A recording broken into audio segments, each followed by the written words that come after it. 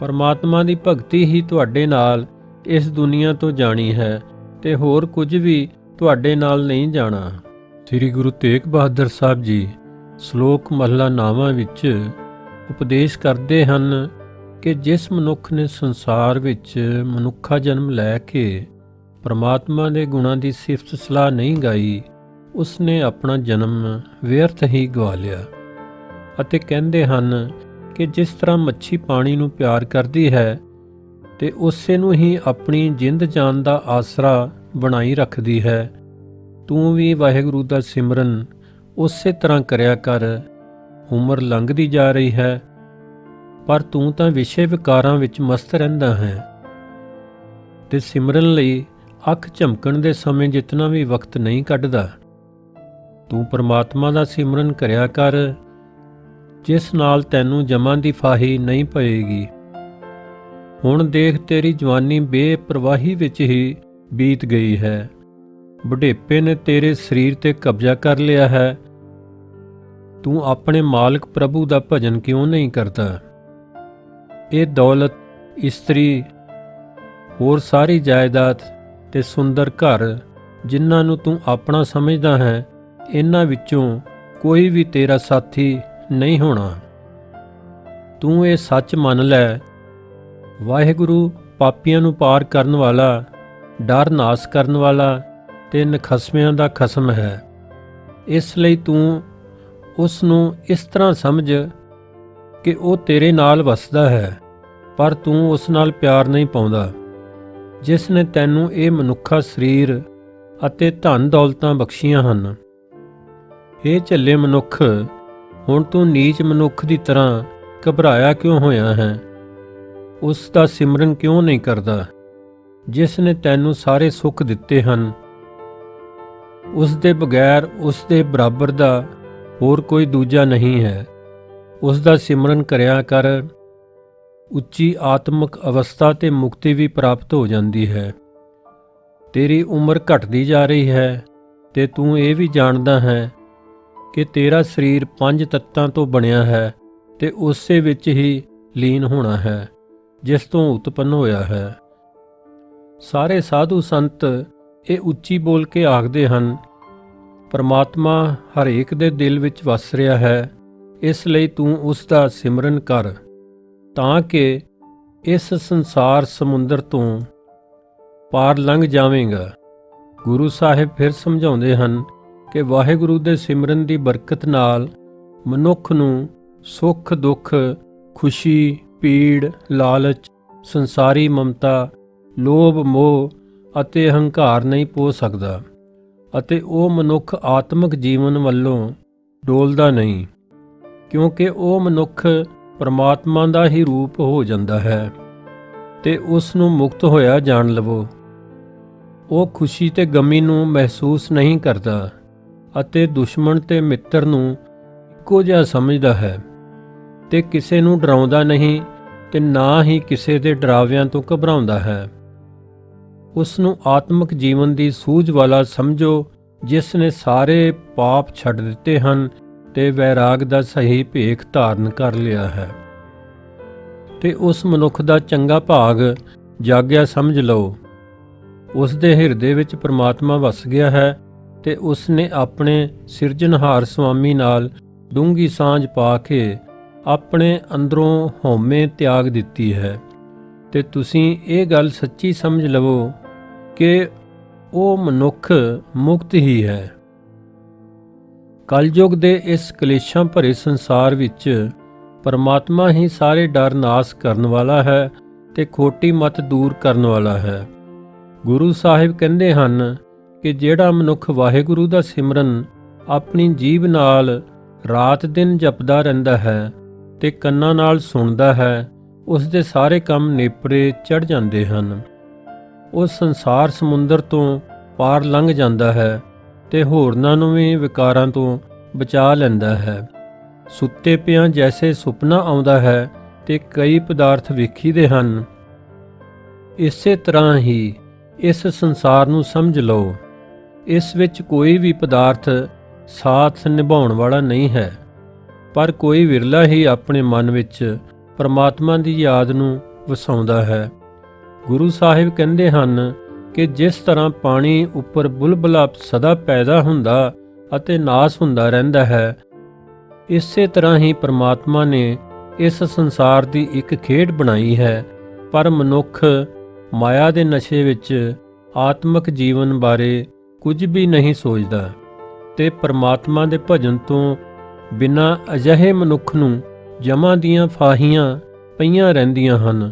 ਅਗਰ ਮਨੁੱਖ ਆਤਮਿਕ ਆਨੰਦ ਹਾਸਲ ਕਰਨਾ ਚਾਹੁੰਦਾ ਹੈ ਤਾਂ ਉਸ ਨੂੰ ਪਰਮਾਤਮਾ ਦੀ ਸ਼ਰਨ ਪਿਆ ਰਹਿਣਾ ਚਾਹੀਦਾ ਹੈ, ਜਿਸ ਨੇ ਇਹ ਮਨੁੱਖਾ ਜਨਮ ਦਿੱਤਾ ਹੈ। ਪਰ ਮਨੁੱਖ ਦਾ ਜੀਵਨ ਬੇਅਰਥ ਬੀਤ ਜਾਂਦਾ ਹੈ।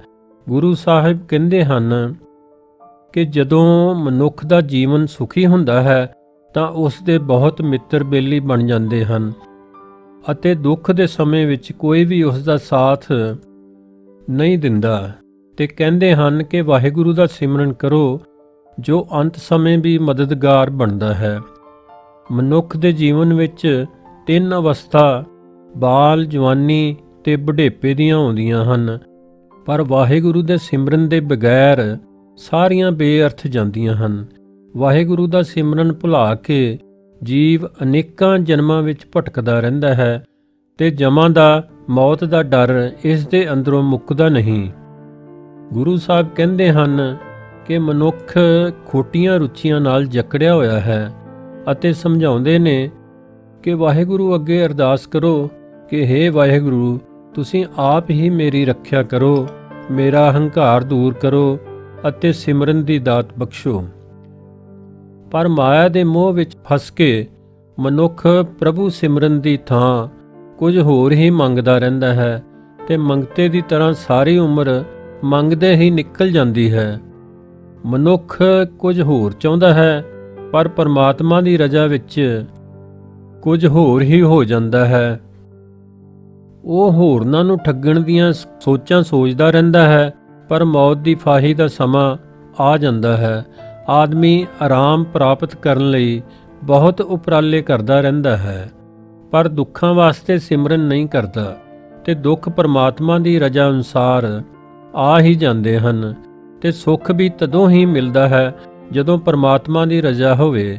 ਇਸ ਸੰਸਾਰ ਵਿੱਚ ਸਭ ਮੰਗਤੇ ਦੀ ਤਰ੍ਹਾਂ ਭਟਕਦੇ ਫਿਰਦੇ ਹਨ, ਪਰ ਇੱਕ ਪਰਮਾਤਮਾ ਆਪ ਹੀ ਹੈ ਜੋ ਸਭ ਨੂੰ ਦਾਤਾਂ ਦੇਣ ਵਾਲਾ ਹੈ। ਇਸ ਕਰਕੇ ਗੁਰੂ ਸਾਹਿਬ ਆਖਦੇ ਹਨ ਕਿ ਉਸ ਦਾਤਾਰ ਪਰਮਾਤਮਾ ਦਾ ਸਿਮਰਨ ਕਰਦੇ ਰਿਹਾ ਕਰੋ, ਜਿਸ ਨਾਲ ਤੁਹਾਡੇ ਸਾਰੇ ਕੰਮ ਸਫਲ ਹੁੰਦੇ ਰਹਿਣਗੇ। ਜਿਸ ਦੇ ਮਨ ਅੰਦਰ ਸਦਾ ਸਿਮਰਨ ਚੱਲਦਾ ਰਹੇਗਾ, ਉਹ ਮਨੁੱਖ ਹੀ ਇਸ ਮਾਇਆ ਦੇ ਜਾਲ ਤੋਂ ਬਚਿਆ ਰਹੇਗਾ। ਇਸ ਦੁਨੀਆ ਵਿੱਚ ਜੋ ਵੀ ਨਜ਼ਰ ਆ ਰਿਹਾ ਹੈ ਉਹ ਸਭ ਨਾਸ਼ਵਾਨ ਹੈ ਅਤੇ ਤੇਰਾ ਸਰੀਰ ਵੀ ਨਾਸ਼ਵਾਨ ਹੈ ਤੇ ਇਸ ਸੰਸਾਰ ਨੂੰ ਸੁਪਨੇ ਵਿੱਚ ਵੇਖੇ ਪਦਾਰਥਾਂ ਵਾਂਗ ਹੀ ਸਮਝ ਲੈ। ਇਹ 1 ਮਿੰਟ ਵਿੱਚ ਸਭ ਕੁਝ ਮਿਟ ਜਾਏਗਾ। ਇਹਨਾਂ ਚੀਜ਼ਾਂ ਵਿੱਚੋਂ ਕੋਈ ਵੀ ਤੇਰੇ ਨਾਲ ਜਾਣ ਵਾਲਾ ਨਹੀਂ ਹੈ। ਗੁਰੂ ਸਾਹਿਬ ਕਹਿੰਦੇ ਹਨ, ਜਿਸ ਦੇ ਮਨ ਵਿੱਚ ਵਾਹਿਗੁਰੂ ਦਾ ਸਿਮਰਨ ਨਹੀਂ ਹੈ, ਉਸ ਦੇ ਸਰੀਰ ਨੂੰ ਕੁੱਤੇ ਅਤੇ ਸੂਰ ਦੀ ਦੇਹੀ ਵਾਂਗੂ ਜਾਣ ਲਵੋ। ਆਪਣੇ ਵਾਹਿਗੁਰੂ ਦਾ ਸਿਮਰਨ ਮਨ ਅੰਦਰ ਇਸ ਤਰੀਕੇ ਨਾਲ ਕਰਦੇ ਰਹੋ ਅਤੇ ਵਾਹਿਗੁਰੂ ਨਾਲ ਇਸ ਤਰ੍ਹਾਂ ਜੁੜੇ ਰਹੋ ਜੈਸੇ ਇੱਕ ਕੁੱਤਾ ਜੋ ਆਪਣੇ ਮਾਲਕ ਦਾ ਘਰ ਨਹੀਂ ਛੱਡਦਾ। ਮਨੁੱਖ ਤੀਰਥਾਂ ਤੇ ਭਟਕਦਾ ਫਿਰਦਾ, ਵਰਤ ਰੱਖ ਕੇ ਦਾਨ ਪੁੰਨ ਕਰਕੇ ਹੰਕਾਰ ਕਰਦਾ ਹੈ ਕਿ ਮੈਂ ਧਰਮੀ ਬਣ ਗਿਆ ਹਾਂ। ਇਹ ਸਭ ਕੰਮ ਬੇਅਰਥ ਜਾਂਦੇ ਹਨ। ਜਿਸ ਤਰ੍ਹਾਂ ਹਾਥੀ ਇਸ਼ਨਾਨ ਕਰਨ ਤੋਂ ਬਾਅਦ ਆਪਣੇ ਤੇ ਮਿੱਟੀ ਪਾ ਲੈਂਦਾ ਹੈ, ਗੁਰੂ ਸਾਹਿਬ ਫਿਰ ਸਮਝਾਉਂਦੇ ਹਨ ਕਿ ਬੁਢੇਪਾ ਆ ਜਾਣ ਤੇ ਮਨੁੱਖ ਦਾ ਸਰੀਰ ਕੰਬਣ ਲੱਗ ਪੈਂਦਾ ਹੈ, ਤੁਰਦਿਆਂ ਪੈਰ ਥਿੜਕਦੇ ਹਨ, ਅੱਖਾਂ ਦੀ ਜੋਤ ਘਟ ਜਾਂਦੀ ਹੈ। ਪਰ ਮਨੁੱਖ ਲਈ ਮਾਇਆ ਦਾ ਮੋਹ ਇਤਨਾ ਪ੍ਰਬਲ ਹੁੰਦਾ ਹੈ ਕਿ ਮਨੁੱਖ ਵਾਹਿਗੁਰੂ ਦੇ ਸਿਮਰਨ ਦੇ ਸਵਾਦ ਵਿੱਚ ਮਗਨ ਨਹੀਂ ਹੁੰਦਾ। ਗੁਰੂ ਸਾਹਿਬ ਕਹਿੰਦੇ ਹਨ ਕਿ ਇਸ ਸੰਸਾਰ ਨੂੰ, ਜਿਸ ਨੂੰ ਤੁਸੀਂ ਆਪਣਾ ਸਮਝ ਕੇ ਵੇਖਦੇ ਰਹੇ ਹੋ, ਇੱਥੇ ਕੋਈ ਵੀ ਕਿਸੇ ਦਾ ਸਦਾ ਲਈ ਆਪਣਾ ਨਹੀਂ ਹੈ। ਕੇਵਲ ਵਾਹਿਗੁਰੂ ਦੀ ਭਗਤੀ ਹੀ ਸਦੀਵੀ ਸਥਿਰ ਹੈ।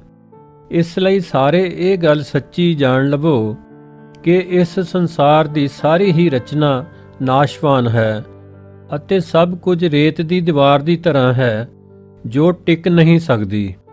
ਗੁਰੂ ਸਾਹਿਬ ਕਹਿੰਦੇ ਨੇ, ਦੇਖੋ ਰਾਮਚੰਦਰ ਤੁਰ ਗਿਆ, ਰਾਵਣ ਵੀ ਚਲੇ ਗਿਆ, ਜਿਸ ਨੂੰ ਸਭ ਵੱਡੇ ਪਰਿਵਾਰ ਵਾਲਾ ਕਹਿੰਦੇ ਹਨ। ਇਸ ਸੰਸਾਰ ਵਿੱਚ ਜੋ ਕੁਝ ਵੀ ਪੈਦਾ ਹੁੰਦਾ ਹੈ ਉਹ ਸਭ ਕੁਝ ਵੀ ਸਦਾ ਕਾਇਮ ਰਹਿਣ ਵਾਲਾ ਨਹੀਂ, ਨਾਸ਼ਵਾਨ ਹੈ, ਸਭ ਸੁਪਨੇ ਦੀ ਤਰ੍ਹਾਂ ਹੈ। ਇੱਥੇ ਕਿਸੇ ਚੀਜ਼ ਦਾ ਨਾਸ ਹੋਣਾ ਜਾਂ ਕਿਸੇ ਦੀ ਮੌਤ ਨੂੰ ਵੀ ਕੋਈ ਅਣਹੋਣੀ ਨਹੀਂ ਸਮਝਣਾ ਚਾਹੀਦਾ, ਕਿਉਂਕਿ ਹਰ ਚੀਜ਼ ਜੋ ਇਸ ਸੰਸਾਰ ਵਿੱਚ ਪੈਦਾ ਹੋਈ ਹੈ ਉਸ ਨੇ ਨਾਸ ਹੋ ਜਾਣਾ ਹੈ। ਕਿਸੇ ਨੇ ਅੱਜ ਜਾਂ ਕੱਲ੍ਹ ਇੱਥੋਂ ਕੂਚ ਕਰ ਜਾਣਾ ਹੈ। ਇਸ ਕਰਕੇ ਗੁਰੂ ਸਾਹਿਬ ਆਖਦੇ ਨੇ ਕਿ ਪਰਮਾਤਮਾ ਦੇ ਗੁਣ ਗਾਇਆ ਕਰੋ। ਪਾਠ ਕਰਨਾ ਹੀ ਪਰਮਾਤਮਾ ਦੇ ਗੁਣ ਗਾਉਣੇ ਹਨ। ਪਰਮਾਤਮਾ ਨੂੰ ਯਾਦ ਕਰਨਾ ਹੀ ਵਾਹਿਗੁਰੂ ਦਾ ਸਿਮਰਨ ਕਰਨਾ ਹੈ। ਗੁਰੂ ਸਾਹਿਬ ਨੇ ਸਾਨੂੰ ਸ੍ਰੀ ਗੁਰੂ ਗ੍ਰੰਥ ਸਾਹਿਬ ਜੀ ਦੇ ਲੜ ਲਾਇਆ ਹੈ ਅਤੇ ਪਰਮਾਤਮਾ ਦਾ ਨਾਮ ਜਪਣ ਲਈ, ਸਿਮਰਨ ਕਰਨ ਲਈ ਵਾਹਿਗੁਰੂ ਸ਼ਬਦ ਬਖਸ਼ਿਆ ਹੈ। ਹਰ ਵੇਲੇ ਮਨ ਵਿੱਚ ਵਾਹਿਗੁਰੂ ਦਾ ਸਿਮਰਨ ਜਾਂ ਮੂਲ ਮੰਤਰ ਦਾ ਪਾਠ ਕਰਦੇ ਰਹਿਣਾ ਚਾਹੀਦਾ ਹੈ। ਮਨ ਵਿੱਚ ਪਾਠ ਜਾਂ ਸਿਮਰਨ ਕਰਨ ਦਾ ਇਹ ਲਾਭ ਹੈ ਕਿ ਇੱਕ ਤਾਂ ਮਾਲਾ ਦੀ ਲੋੜ ਨਹੀਂ ਤੇ ਦੂਸਰਾ ਕਿਸੇ ਨੂੰ ਇਹ ਪਤਾ ਨਹੀਂ ਲੱਗਦਾ ਕਿ ਤੁਸੀਂ ਕੀ ਕਰ ਰਹੇ ਹੋ। ਪਰਮਾਤਮਾ ਦੀ ਭਗਤੀ ਹੀ ਤੁਹਾਡੇ ਨਾਲ ਇਸ ਦੁਨੀਆ ਤੋਂ ਜਾਣੀ ਹੈ ਤੇ ਹੋਰ ਕੁਝ ਵੀ ਤੁਹਾਡੇ ਨਾਲ ਨਹੀਂ ਜਾਣਾ। ਵਾਹਿਗੁਰੂ ਜੀ ਕਾ ਖਾਲਸਾ, ਵਾਹਿਗੁਰੂ ਜੀ ਕੀ ਫਤਿਹ।